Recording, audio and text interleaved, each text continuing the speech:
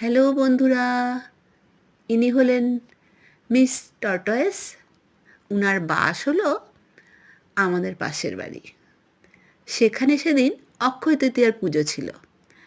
তো অক্ষয় তৃতীয়ার পুজোতে আমি গেছিলাম।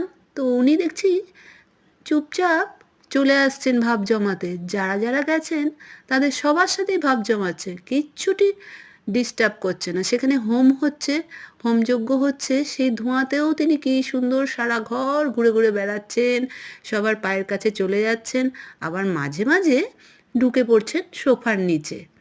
কালো বলে খুঁজে পাওয়া যাচ্ছে না।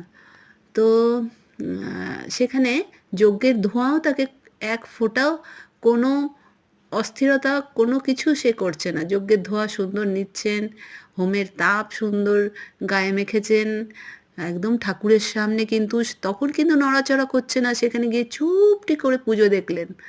দেখে তারপর আস্তে আস্তে সবার সাথে কে কে এসছে দেখতে এসছে, নতুন কারা কারা এসছে সবার সাথে আলাপ জমাতে চলে এসছেন।